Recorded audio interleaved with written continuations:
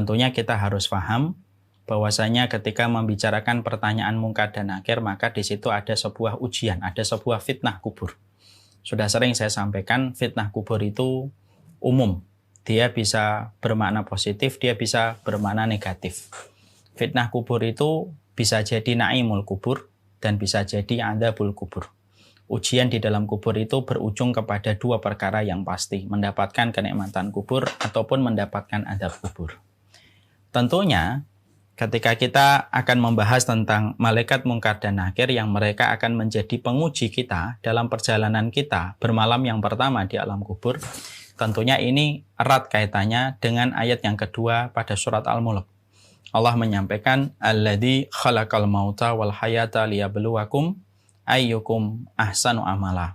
Allah itu menciptakan kehidupan, Allah menciptakan kematian, liyabluwakum ayyukum ahsanu amala, untuk menguji kita siapakah yang terbaik di dalam amal-amal yang dilakukan pada kehidupan di dunia. Makanya orang yang meninggal dunia itu pada dasarnya adalah orang yang telah selesai ujiannya.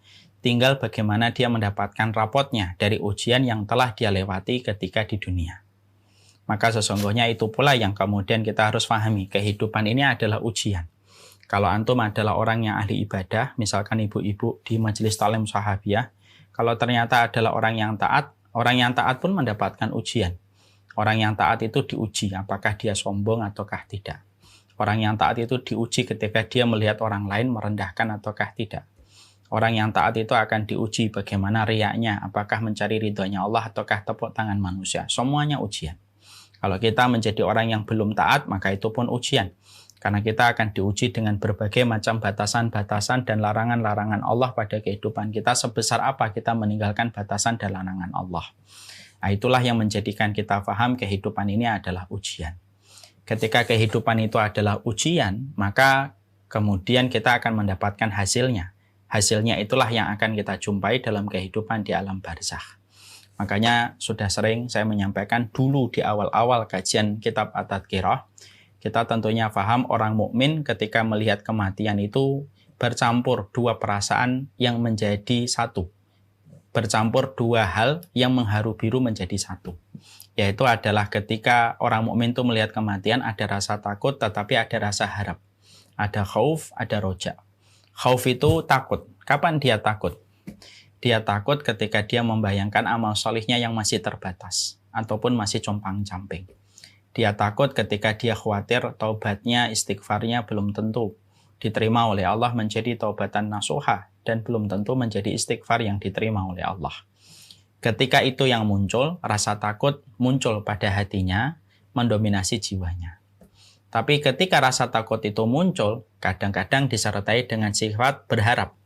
Bahwasanya seorang mukmin ketika melihat kematian tentunya dia berharap Allah itu Maha Pengampun.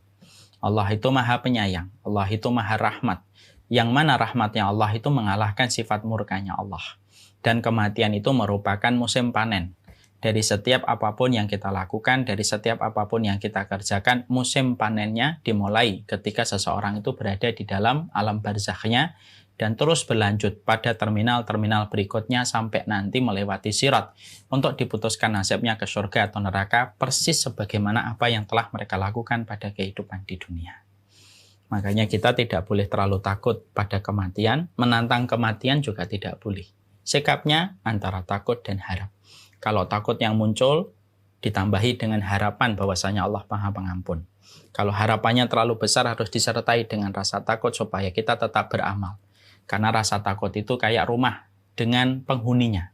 Karena dengan rasa takut itulah kita akan merasakan keramaian pada hati kita untuk beribadah kepada Allah.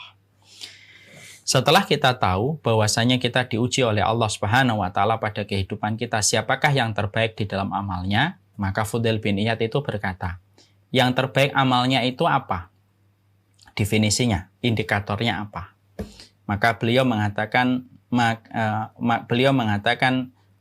ayyukum ahsanu alladzi khalaqal mauta wal hayata liyabluwakum ayyukum ahsanu amala. Ahsanu amala itu indikatornya, barometernya ada dua. Akhlas wa aswab. Sesungguhnya definisi barometer sebuah amal itu terbaik itu adalah yang paling ikhlas dan paling dalam ilmunya ketika bersumber kepada apa yang dicontohkan oleh Rasulullah Sallallahu Alaihi Wasallam. Setiap perbuatan selama dia selalu berdasar kepada petunjuk yang disampaikan oleh Rasulullah, berdasarkan petunjuk kepada sunnah yang dicontohkan oleh Rasulullah, dan betul-betul ikhlas di dalam hatinya, tidak ada yang dia niatkan kecuali adalah karena Allah, maka itulah amal yang terbaik, dan amal itulah yang akan membawa kebaikan pada kehidupan orang itu ketika dia berada di alam barzakh. Itulah yang kemudian kita harus paham. Setelah kemudian kita mengetahui bagaimana hakikat kehidupan kita menjadi ujian dan kebaikan amal terbaik kita berdasarkan kepada barometer keikhlasan kita dan keilmuan kita, maka kemudian di dalam hadis ini diterangkan dalam riwayat Bukhari dari Anas bin Malik bahwasanya ketika seseorang itu bermalam yang pertama di alam kuburnya, maka tentunya kita sudah paham. Siapapun yang bermalam yang pertama di alam kubur, maka sesungguhnya alam kubur tidak mengenal siang dan malam. Dan sesungguhnya alam kubur itu gelap. Alam kubur itu gelap. Alam kubur itu sempit. Ya, sebagaimana kita menjumpai bagaimana sebagaimana satu hadis dari Rasulullah SAW bahwasanya Rasulullah itu mengatakan setiap manusia yang meninggal dunia akan melewati sebuah lubang yang kecil.